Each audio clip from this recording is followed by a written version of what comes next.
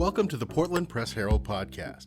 In this episode, Bobby Reynolds, Deputy Campaign Manager for Mainers for Responsible Gun Ownership, and David Trahan, Executive Director of the Sportsmans Alliance of Maine, visited the Press Herald Editorial Board to explain their views on Question 3, a measure to require background checks for private gun sales.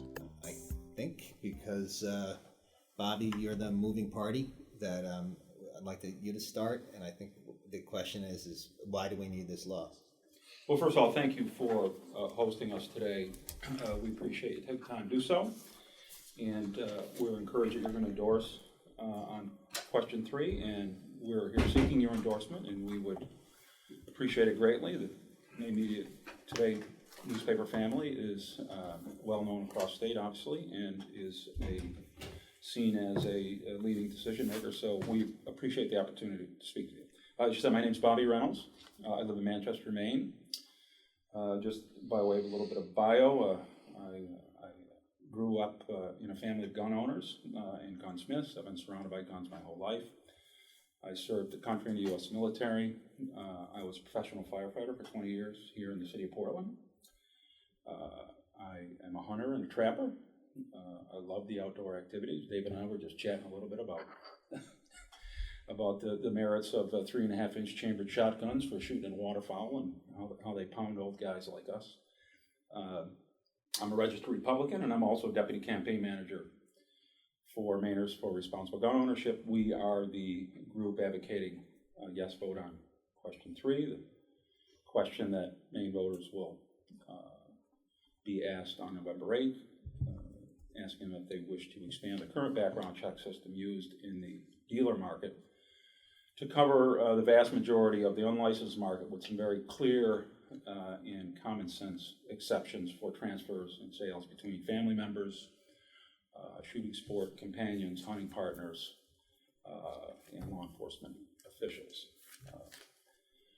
We are comprised of a group of Mainers, including survivors of gun violence, law enforcement officials, domestic violence prevention advocates, gun owners, non-gun owners, all over the state.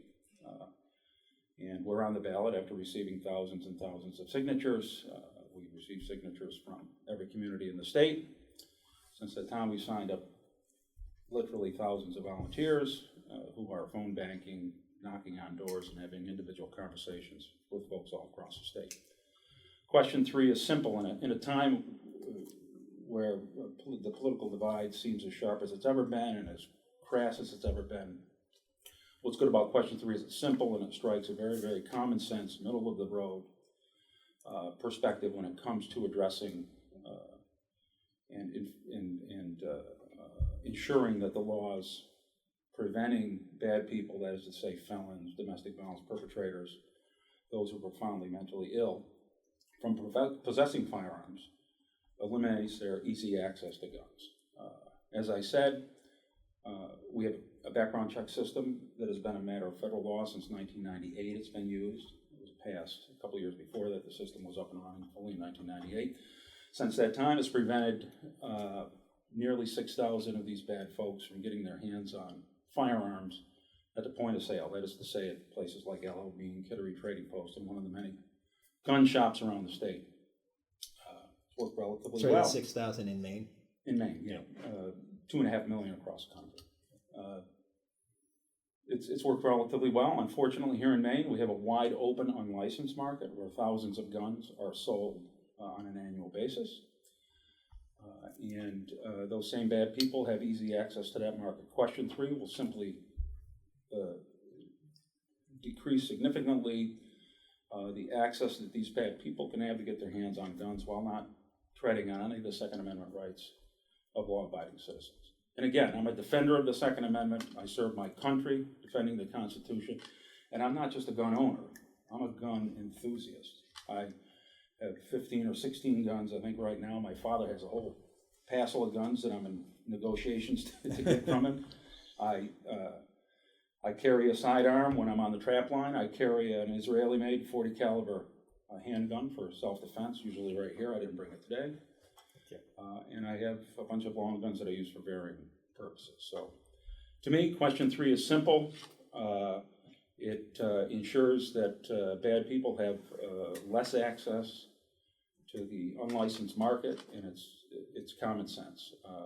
Mainers historically through polling, both by independent polling and people who advocate for background checks, polling have shown that Mainers support this overwhelmingly, as do citizens across the country. So to us it's common sense, and will be the right move to make. Thanks, Dave. Simple, right? No. Sounds good. No. What's wrong with what he said? Okay. Well, first of all, my name is David Trahan. I'm the Executive Director of the Sportsmans Alliance of Maine. Born and raised in Maine, spent 12 years in the legislature. John. I'm surprised to see that John did make it. John has been helping me, he's an attorney, on the details of the legislation, and I believe he was in a unscheduled meeting this morning and was unable to come, but he has, obviously, so I don't know how you guys want to change up the format. I think what works best for us is if there's just two speakers. Sure. And if either of the seconds have something that they want to tell the lead person, maybe that's the best way to handle it. Okay, sure. Yeah. Okay. Well, I'm born and raised in Maine. I'm a gun owner. I represent sportsmen and recreational shooters. Served in the legislature for 12 years, at which time I was a taxation chair. I served on Inland Fisheries and Wildlife for 12 years. Unlike many of my colleagues, I actually got very intimately involved in the writing of legislation, because I quickly learned that how a law is written is extremely important, and the details contained within initiatives in particular, because they come from outside of the legislature, it's crucial that they be written in an efficient, thoughtful manner so that it allows people to follow the law, that the penalties are, equal to the crime, and that we write laws for both law enforcement and individuals to understand and be able to follow. Having looked at this legislation, I do not believe it meets any of those criteria, and that's why we so strongly oppose it. I do think it's important to note, the Yes on 3 side this morning called me the spokesman for the No on 3 side. I am not. I'm not paid or compensated for any kind of travel or otherwise. I'm doing this on my own time. And when I do work for SAM, I have to report that. So I want to make it clear, I'm not paid in any way to do this. I'm doing this because I think it's the right thing to do. The legislation, and the reason that it's a problem, is that we traditionally understand background checks to be when the title or the legal ownership of a firearm changes hands. This legislation changes that use of the NICS system or background checks for firearm sales and transfers when they're title changed to when you actually use firearms. And that's our most significant problem with this, because that triggers a lot of problems both with the exemptions and with the implementation of this. They use, and why so many people are confused is when you read the initiative, it cites the new definition of transfers in Title, hold on just a second, get my glasses on. Title 17A, that's a section of law that relates to transfers of firearms for young people. The way that works is if you want to transfer a firearm to a 16 and under person, individual, you have to go through the parents. And that is on the back, that definition is on the back of this document. It's in gray, and it cites that definition. And as you can see, it expands the definition to furnish, give, lend, deliver, or otherwise provide a firearm. That's the piece that I think creates the quagmire of problems that this law, the proponents are saying, addresses firearm sales. But this is when you're actually holding or borrowing a firearm. Under the Federal Gun Control Act of 1968, that basically says that in order to buy a firearm, you have to do it in your own state. And even when they wrote that law, they recognized that there's situations in which guns are borrowed or used in a legitimate, law-abiding way by sportsmen. There's an exemption in that 1968 law that says that you're exempt for the purposes of temporary loans for the sporting purposes. This law basically eliminates that provision. And anytime a person's using a firearm in any setting, they have to figure out how they can legally do that or get a background check. For instance, last weekend I was with one of my best friends, and I was up in Lower Enchanted Stream just prior to bird season. We were preparing for that Saturday's opening day. We were shooting skeet, and we were doing it at not on a licensed range or a certified spot, as this law talks about. We were doing it in a gravel pit. His gun jammed, and he could not use it any longer. I had a spare shotgun with me, and I said, look, Rod, you can use my spare shotgun, and we'll figure out what's wrong with yours. That's when the problems start, is you have to figure out how you can, as a average hunter or shooter, figure out if you have to have a background check, to figure out whether you need to go to an FFL dealer. And this is where it gets complicated. If I want to let my friend, who I'm not related to, borrow my gun, this law says that I have to go to an FFL dealer, have a background check on my friend. The law also says that that's to be treated as if it was a sale. So they look like the owner of record. At that point, I should probably have an agreement to get my gun back, because for legal purposes, it look, in a civil fight, it would look like I have to battle to get my gun back if I want it back. Okay. Yeah. Clarify one thing, because it seems like a lot of the debate has been about the about loaning specifically, and could you address the general question? Do you see that there's a problem with a system that requires some sales to have background checks and some sales not to? Sure. Can I just finish my point? Yeah, sure. Yeah. This is important for, it's one of the biggest reasons that we're so adamantly opposed to this. All right, so I get my agreement to get my gun back, but then when my friend is done using it, he has to do a background check on me so I can get it back. Those background checks usually cost $40 to $50 each. If we step into one of the problems in this with the exemptions, then the first offense is a crime, punishable by up to 364 days in jail and a $2,000 fine. Second offense is 5 years in jail. And now this is for not intentionally trying to break the law. It's being in possession of a borrowed firearm and not meeting one of the exemptions. A crime is defined as an act against individuals in an individual or a society. You bring harm to other people.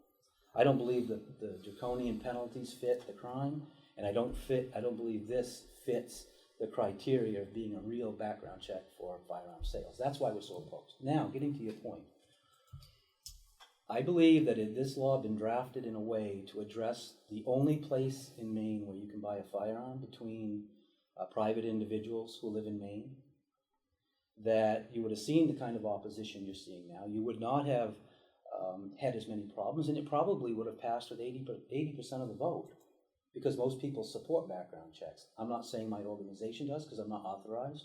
But me personally, I'm not authorized to say that, because my board has to take Sam's position. But for me personally, I think had this been narrowly drafted, then it probably would have passed easily. But it's not, and that's the whole point. This thing is way overdrafted. So what would the circumstances be, in your personal opinion, that extending background checks? Okay. The biggest talking points from the Yes on 3 side is that they want to stop in-state and out-of-state trafficking, and they want to stop classified type and internet type transfers that do not have a background check. It could have just been drafted to say that. That's it. All you'd have to do is have a law that says when firearms titles change, even in a private sale, a background check is required. And then you could have an exemption for when guns are loaned to given to family members, bequeathed through a will, because that's handled by attorneys and others, and firearm transactions that way could be easily addressed. And then leave in place the federal exemption for temporary sporting purposes. For instance, when a guide has somebody come from North Dakota who doesn't want to put their guns on a plane, they'll say to the guide, hey, when I get up there and I want to go bear hunting, do you have a firearm I can use? Well, federal law allows that type of temporary transfer for the guide. The guide's licensed. The guide has some rules he has to follow or he's out of business. So there's already some oversight there. So that's why that exists. So that would have solved the problem. But all this other stuff that's in here, and we can get into that, I'd love to get into it, it causes my community to have to be an attorney, or asks an attorney to figure out how they can go hunting with a friend and borrow a gun, or how a person who's under threat of imminent death or serious bodily harm, when they can borrow a firearm to defend themselves. The provisions in here are so narrowly written, it creates a quagmire for law-abiding citizens, and that's our biggest objection.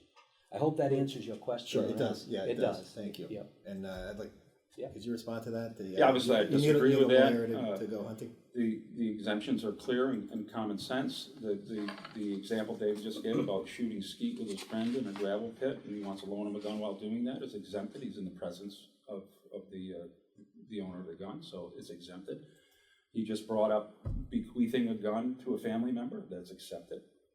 You can pass guns on to family members as long as they're not a prohibited member of society. That is to say, they're not a convicted felon or domestic violence perpetrator or one of the other categories of prohibited person. We think it's very clear-cut and very simple and easy to follow.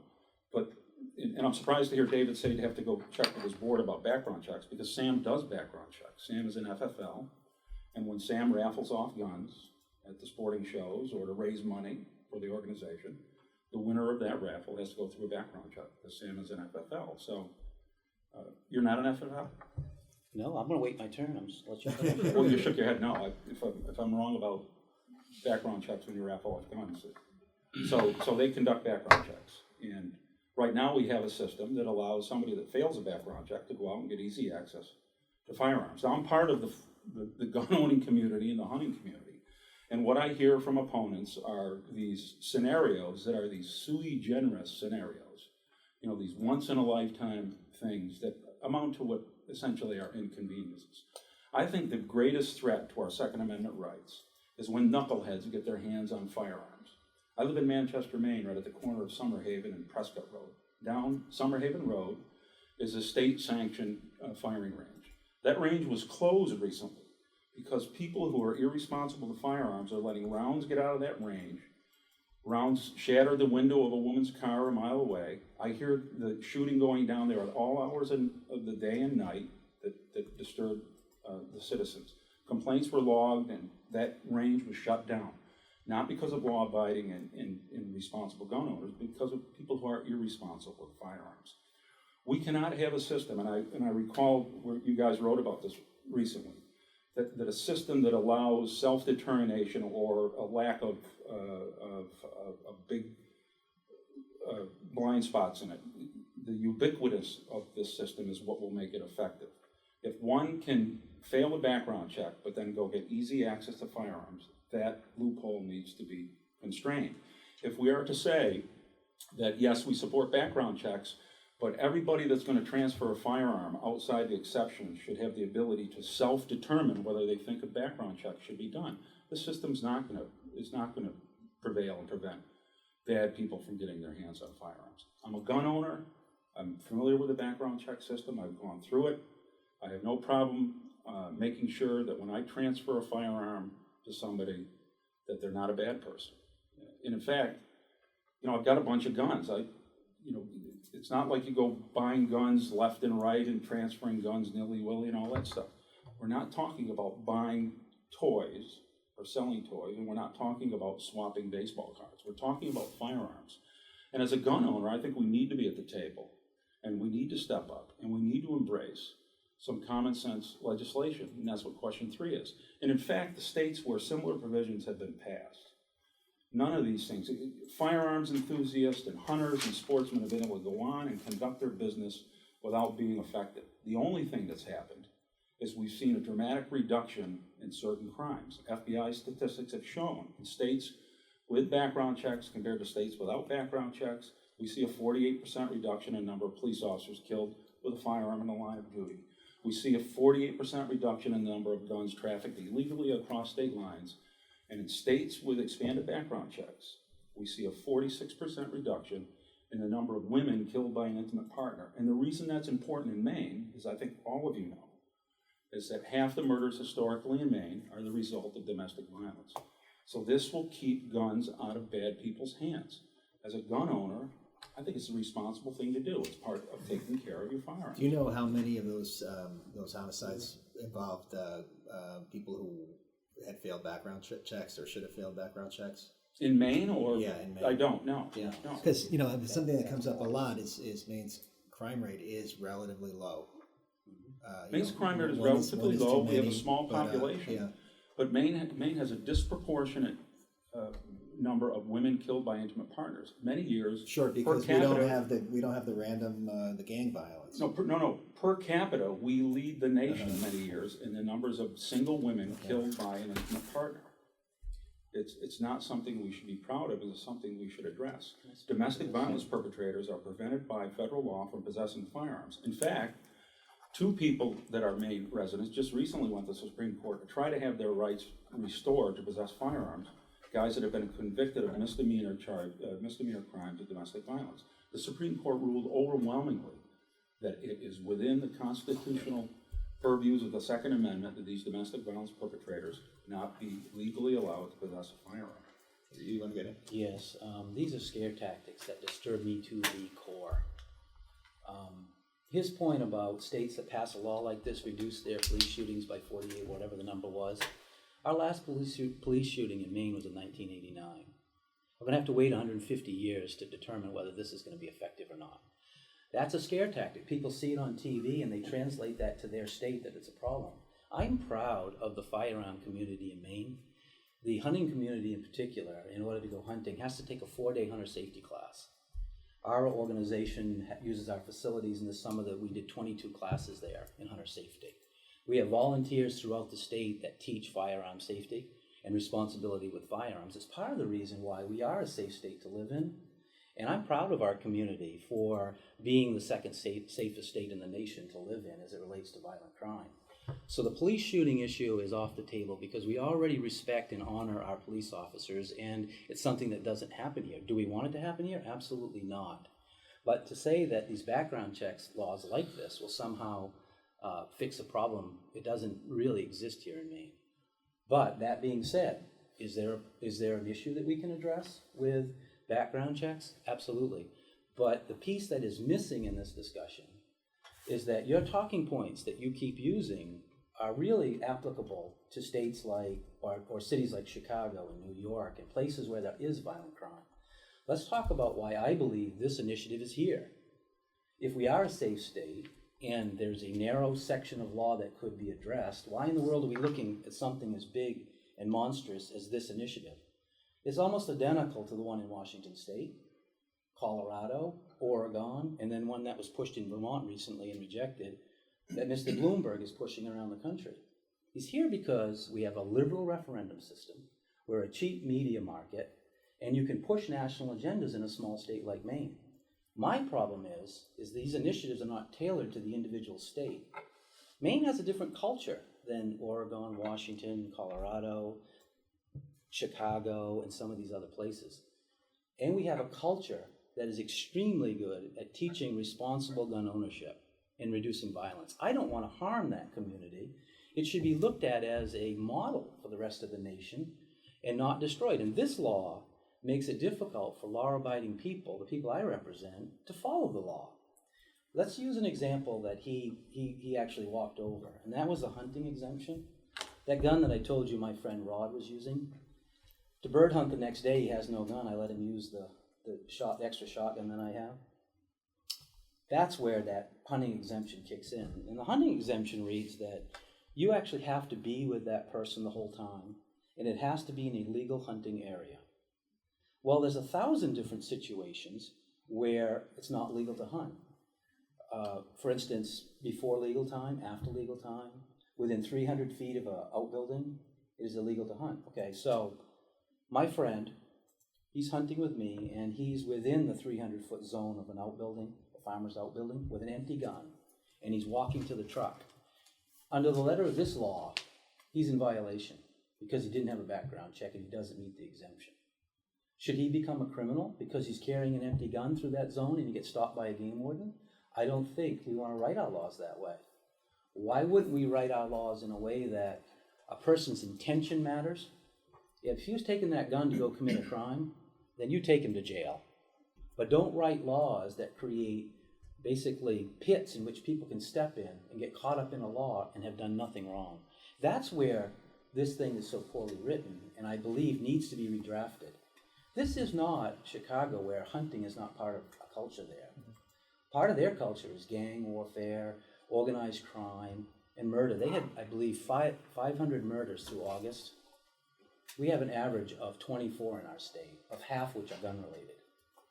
So you were in the legislature. How come you didn't submit a more in bill? Well, if this passes, within one New York second, there will be a bill in to address this. Because this cannot stand. It will destroy that culture in rural Maine that has an economy that depends on hunting and the other outdoor activities. There's law-abiding people who have learned to live with firearms safely. There's a culture of firearm safety training that has evolved in those communities. And this is going to make it impossible. I'll give you an example. It just seems a little strong. Destroy the culture just because you have to take a little extra care when you loan somebody a.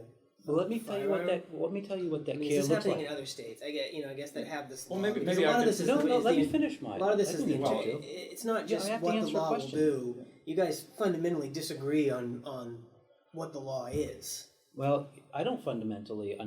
But you guys disagree. I mean, you guys have a Yeah, we're on opposite sides here, Dave. well, no, but not Well, what I even. mean- what I mean by that. It's not like you disagree with The concept. the concept. You disagree with what the law will do. Yes, like what exactly. specifically it Okay. will All get right. people in trouble for. Have you called Washington State, Colorado, or Oregon to ask them how they're implementing this? I have.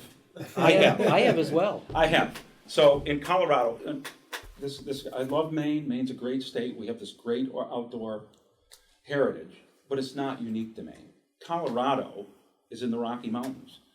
Hunting in Colorado is $1 billion industry. There's a lot we could learn from Colorado.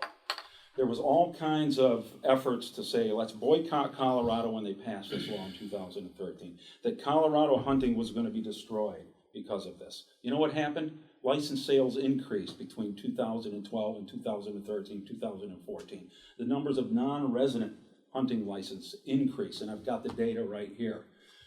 Deer harvests in Colorado have remained consistent. The number of tags applied for have remained consistent. The Colorado Wildlife and Protection Agency, their version of our Inland Fish and Wildlife, does a great job of hunter outreach. They've increased the number of turkey hunters. They've increased the number of moose hunters. The industry is doing fine out there, despite calls from the gun lobby to boycott Colorado. And in fact, there's a lot we could learn. Here in Maine, since turkey hunting became the law of the land, we have lost 50% of the turkey hunters in this state. Fewer and fewer people are hunting turkeys. And it's not because of a lack of this prey species. Just drive around out in the country, you'll see the number of turkeys here. So to say, first of all, that Colorado is different than Maine, and somehow we've got this unique outdoor heritage, I think is not supported by the facts. I mean, it's in the middle of the Rocky Mountains. It's got a vibrant hunting and fishing community out there. It's a destination for people to go hunt because it's got the largest elk herd in the continental United States. You can draw a tag the same day that you get to Colorado and you can go harvest an elk. Did you know that their harvest rate for white-tailed deer is 50%? What is it here in Maine, 4%? It's to say that it ruined the hunting community out there is just belied by the facts. That I'm sorry. I've got all the data here, and I'll leave it You can have with all you. the data you want, but we have a different land base here. We have private landowners. When I was talking about the destruction or the potential destruction of that delicate balance that we struck with gun safety, we have a culture of volunteers, thousands and thousands of them, that teach proper firearm safety, not necessarily for just the purposes of hunting. Colorado is different because it has different land base. It's federally, a lot of land is federally and state owned, and it's a whole different system. They have more marketing. It's a different state than Maine. Maine is unique in that we have just this whole network. I have 44 clubs I partner with, many of them shooting ranges. Just recently, and this is an example of how this is going to cause a problem, we passed a law that kids under the age of 10 can now start hunting earlier. So as part of that, we worked with Inland Fisheries and Wildlife to establish a hunter safety class that would allow younger hunters to learn how to use firearms safely. That system looks like this. You go out and you buy a computer laser system on a computer. Traditional firearms like .22 rifles, you equip them with lasers, and then you use those lasers in a very safe manner with the computer to teach kids how to safely shoot. That has evolved since that law passed. Well, those are traditional firearms and would meet the criteria for a background check when used off our site. We made all of our systems, of which we have 7, mobile, so we can take them to fishing game clubs or youth events all around the state with those 22 cricket rifles that we then teach those younger hunters how to use. Do you leave those with them, guys of 10-year-olds? Or do you stay with them and train them how to use Of them? course we stay with them. So then there's no need for a background check. Read the law. You read the law. You don't It says, understand it says the law. or in the presence. It's The clear. other day, you denied on camera that this law changed the definition of doesn't. It transfer. takes- You don't even understand the law It yourself. takes, you got it right there. It takes the current language that defines a transfer, only section A that's currently in law.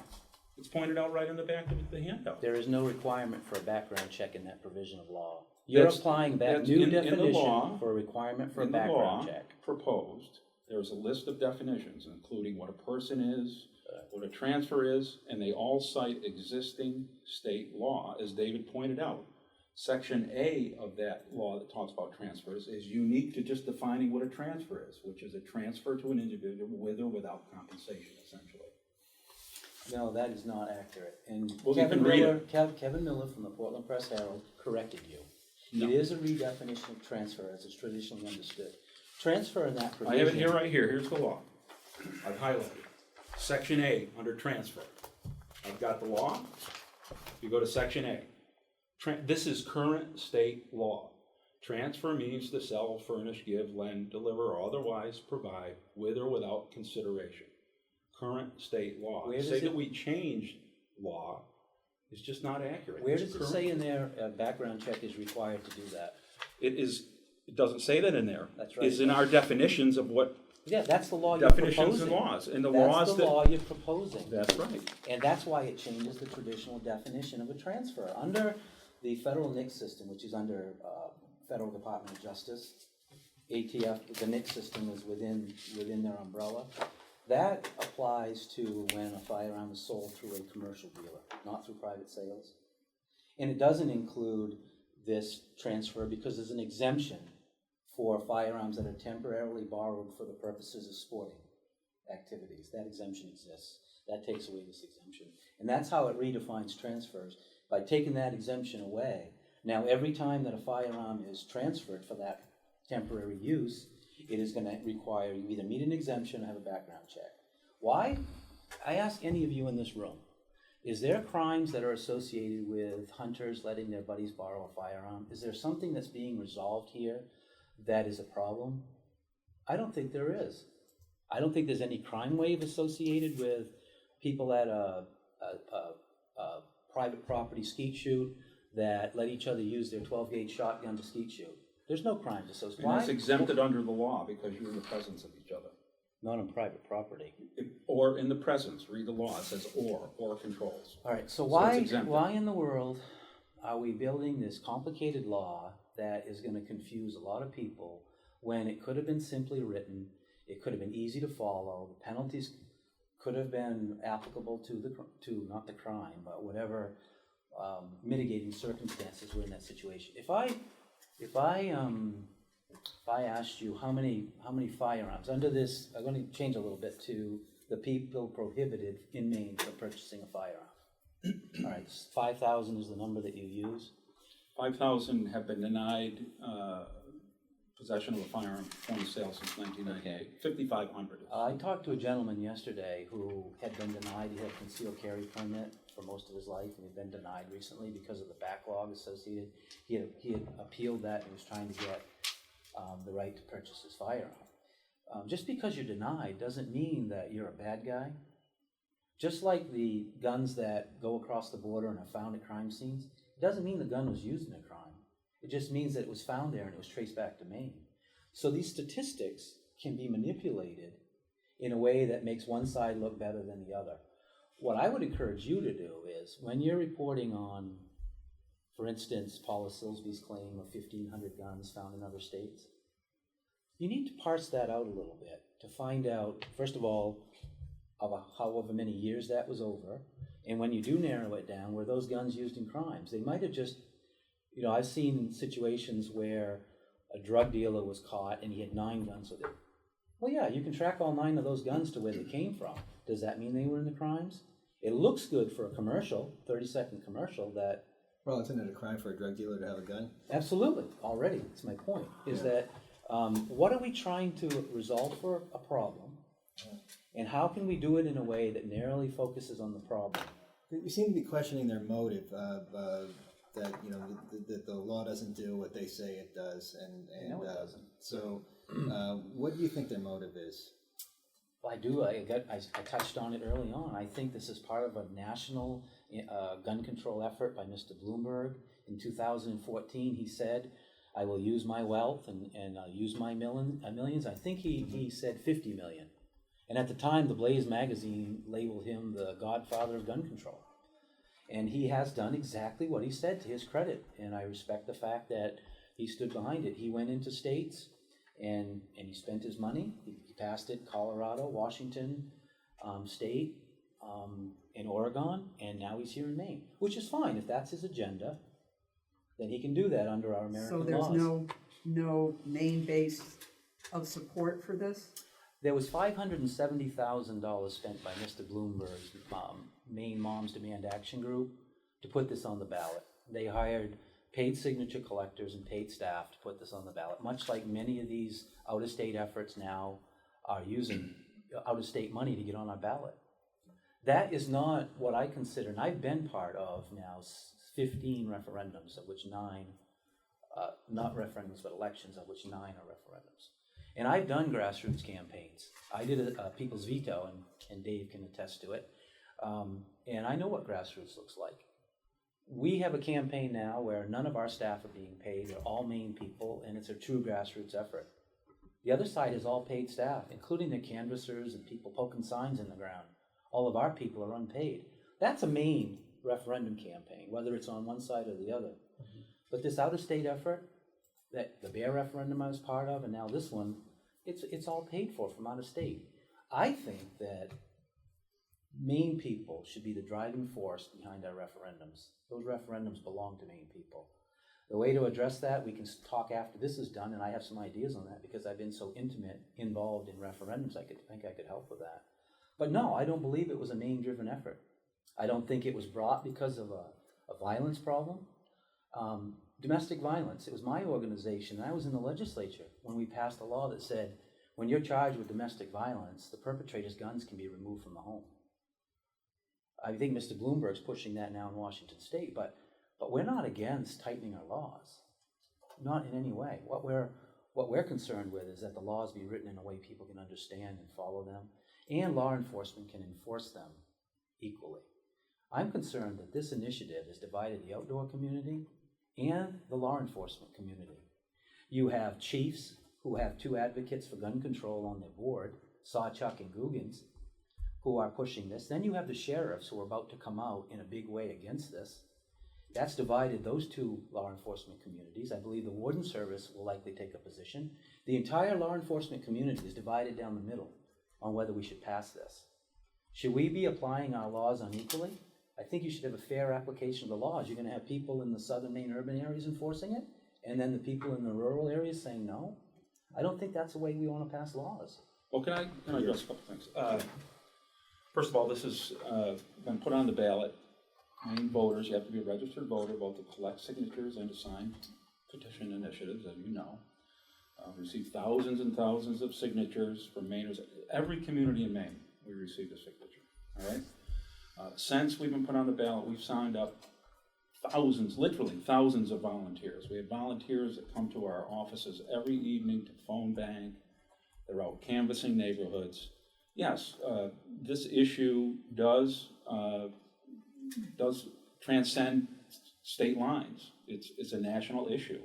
When I worked for Susan Collins was during the Manchin-Toomey discussions, and that's where I became intimately involved in gun issues and got some understanding of the law, and that was a very good provision for gun owners.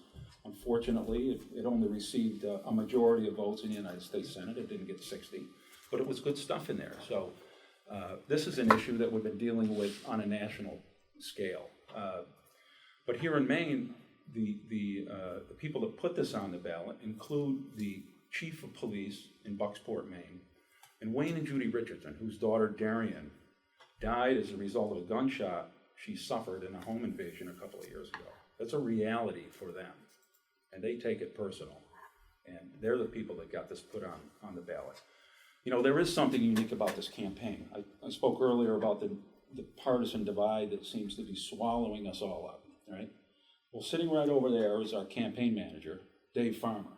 I'm pretty sure he's a Democrat, right? I'm a Republican. We have Democrats and Republicans on our staff and amongst our volunteers and our supporters.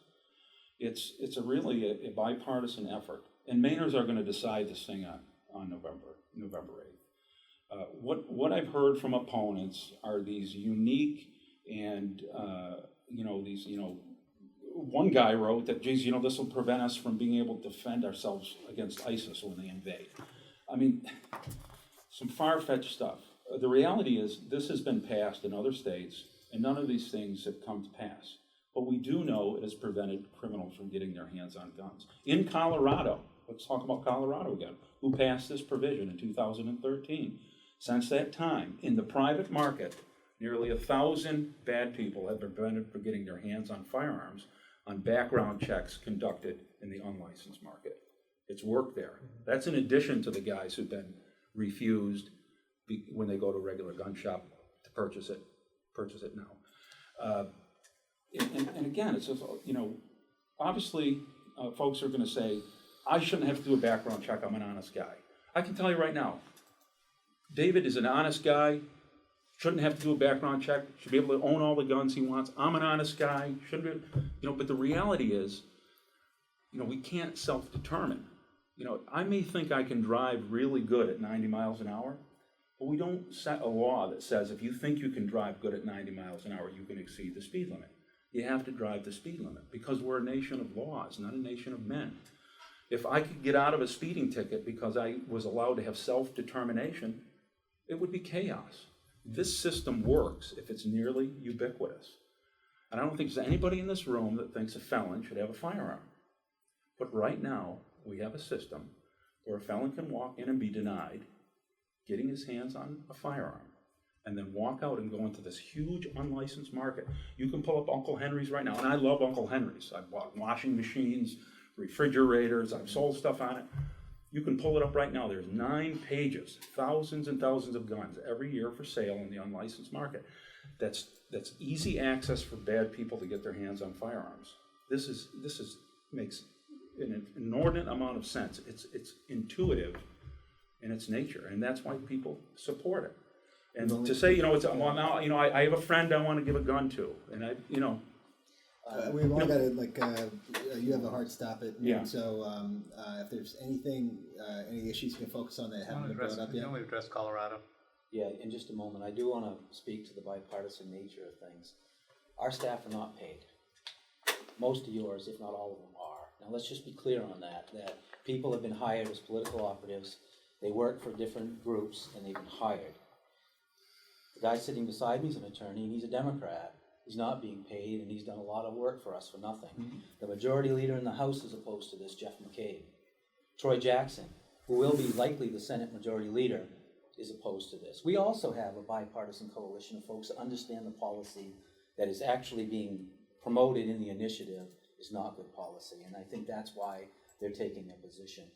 The numbers that you keep referencing in Colorado, they don't stand up when you start looking at the information. And if you want John to weigh in on that, he will.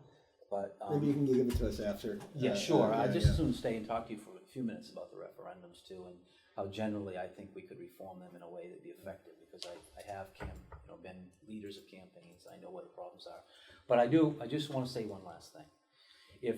If we were having a debate in the middle of Chicago right now, I think that we could use the arguing points on the S-on-3 side, but we are not. We are Maine. And we are a safe state to live in. We have a high gun ownership, and we live responsibly with guns.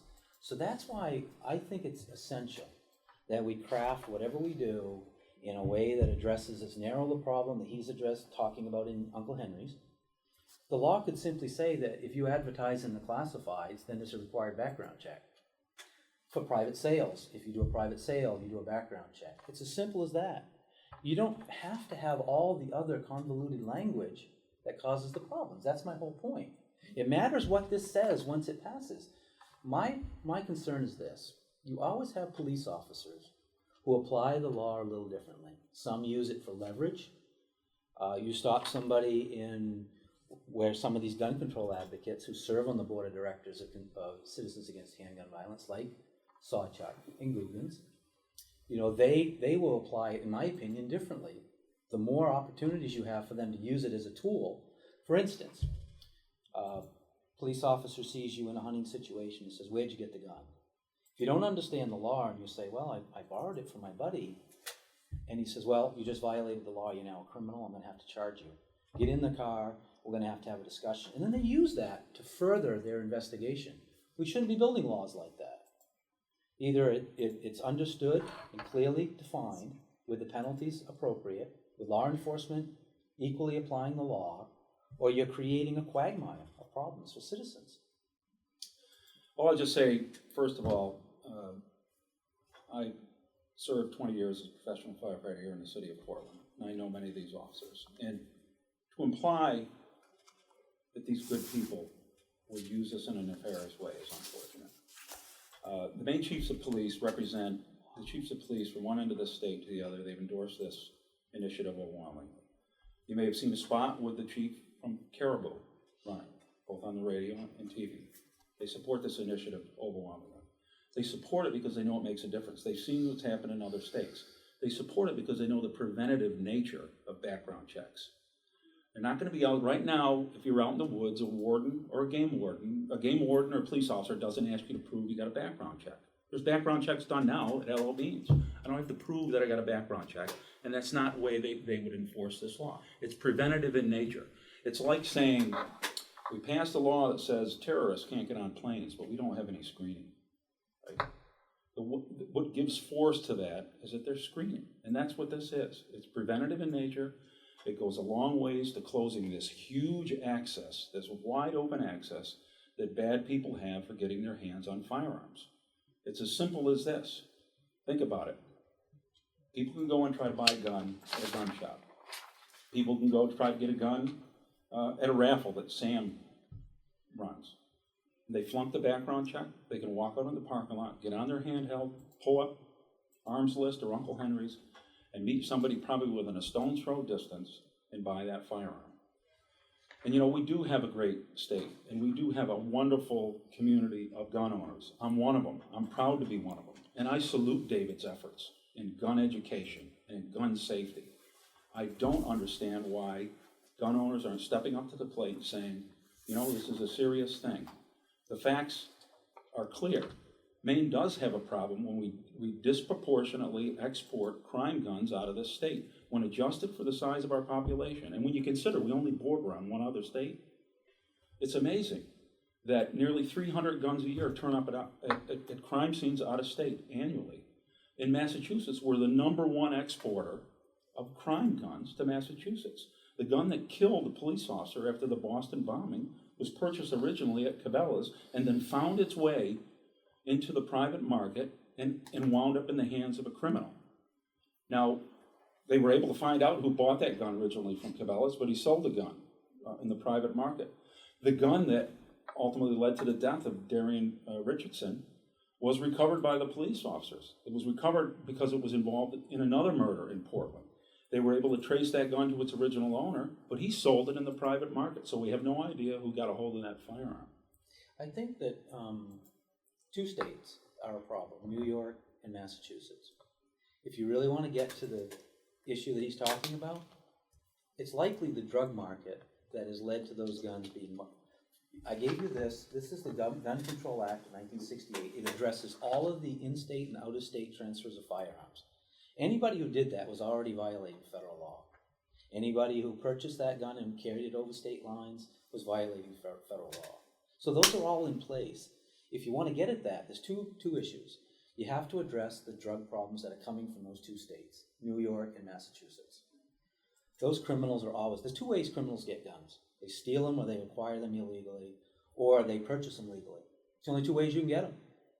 So the only way to really get at the root problem is to stop or try to go after those drug dealers who are coming in here from out of state, either trading them for drugs, but that's already illegal. And I don't understand how all of this stuff is gonna get at those problems unless we get at the fundamental root, which is the drug trade. And it's this simple. Right now, those drug dealers can buy a gun legally on Uncle Henry's. They get access to that wide open market. So And if a guy- address that. So address This that, addresses Bobby. it. This By addresses it. dropping a New York skyscraper on This it. addresses it. If I'm going to sell a gun, if a person's going to sell a gun in Uncle Henry's right now, there's no requirement for them to do a background check, and it's sold, no background check, no questions asked. If this law becomes law, that won't be the law of the land anymore in Maine. Whether it's a criminal in Maine that comes to Maine or a homegrown guy who's prohibited from purchasing firearms by federal law, by that law right there, that you guys claim is enough, but then you say criminals break the law. If we have a background check, that gun won't fall into the hands of a bad guy who fails the background check, and that's where this is effective. It's preventative. They don't get the gun to begin with. And if you're a law-abiding guy, and I know you've passed background checks before, I'm pretty sure, right? I've passed them, but I don't have a problem with it. Please don't oversell it, Bobby. Bobby, the law-abiding citizens that I represent will do a background check. Our organization will continue to And do you should background. provide them for nothing for as a But a matter lot of your of people membership. don't, but a lot of people don't. Right, but they're already breaking the law. When you as a But once citizen, that person has the gun, it's too late. that's right. So let's address that Because you problem. said like domestic violence perpetrators, they can't have a gun, so they can't go to Cabela's and buy a gun because they'll fail the background check. They can go on Uncle Henry's and get a gun pretty easily, and there's nothing to stop it. There's a great- until but unless let's- you catch them with the gun or. But let's narrowly tailor the law to address those types of classified buys in the private sector market. That's the problem with this. It has a footprint that's 10 times larger than it needs to be. If that's what you really want to get at, you have attorneys, you have law folks that you deal with all the time. Why don't you go to them and say, hey, look, we're hearing both sides' arguments. Is this thing drafted in a way to narrowly and responsibly affect that so-called loophole in the law? I can guarantee you that if you talk to people in law enforcement like Craig Poulin, who was the colonel of the Maine State Police, who is adamantly opposed to this because it's way overwritten, you talk to those people that have that experience in law and understand it, and they will tell you it's way too broad. That's my whole point. Well, I talked to Craig Poulin, and Craig and I are old friends, and Craig, for some reason, thought I didn't know anything about guns, and I told him I carry a gun, and he's like, oh my God, I don't know. I know you, Reynolds, I don't know about that. But, you've heard that saying, that and it's interesting, we hear all this, that there's no crime, but the gun lobby's running these independent expenditure ads right now where it shows a woman in a house and she's being broken into, and if supposedly if certain people get elected, she's not going to have the ability to defend herself. So it's one way or the other. But we do know this. There's a saying that says the only way to stop a bad guy with a gun is a good guy with a gun. You guys might have heard that one before, right? I'd like to say one more thing, but let's make sure that bad guy doesn't get a gun to begin with. And as a gun owner, I don't have a problem with a system that becomes ubiquitous enough to make sure there's no big loopholes to drive through it. I take care of my guns when I come out of the field. I clean my guns. I store my guns properly.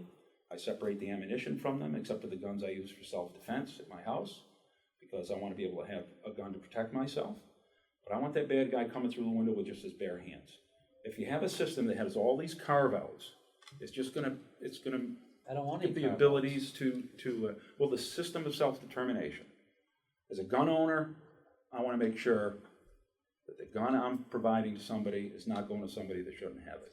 Question 3 will ensure that by requiring background checks for all but those narrow exceptions that are drafted clearly in the law. Folks, when these guys continue to label me as the gun lobby, would you please remember that not too long ago, Bobby and Lance Dutson wanted me to join the board of directors because of my fight on the Land for Maine's Future program. I'm not the gun lobby. I do represent gun owners and hunters, but please don't label me with that, because our organization has a very broad mission. We have a very important place in conservation in the state of Maine, and I don't like being labeled with that. Well, I didn't say Dave Trahan's the gun lobby. You did this morning in your fact check when you So called you're- me the gun lobby. So Please you're don't do that. You're the It's insulting. spokesman for No on Three, which you do a fine job. Thank you. Anybody questions? Anything you have in your head? We really appreciate you taking the time to do this. I know if you're doing it on all 5 questions, it is off to you. 18-year-olds want to buy a handgun. What would happen? Can't do it anymore. Right now, federal law prohibits federal firearm licensed dealers from providing handguns to anyone under 21 Okay. years of age. That's federal law. And if you're required to this do a wouldn't- background check, they can no longer buy them, Uh-huh. yeah, legally. That's right. They can acquire them now, there's the concealed carry permit requirements, that sort of thing to get handguns for it. They could acquire one from a family member. However, if you have no family in Maine, 18 to 21-year-olds cannot legally get a handgun, even though they can legally get a handgun. You know what I mean? So they it was can, because- they can get a because permit? They can get a concealed handgun permit. They just They can't get a gun. They can, under federal law, own a handgun. If they had one prior to the act, fine. If they have family that meets the definition of family in state, they could get one transferred by family. But if you're the only family you got in the state of Maine, you're effectively prohibited from acquiring a handgun. Right now, someone under 21 can't go to Cabela's and purchase a handgun. So that's not really implicated by this. Okay. Well, it is. Well, they can't. Right now, they could get one in a private sale, Yes, Yeah. and they wouldn't be able to do that, right? That's correct. Yeah. the- Well, they could get it from with or family without a member. background check. Yeah, yeah, Right. and they can't get it from a family member, that's correct. I think we're all set. Thank you very much. Thank you for listening to the Portland Press Herald podcast. Make sure you subscribe on iTunes, and for more podcasts, visit pressherald.com/podcast.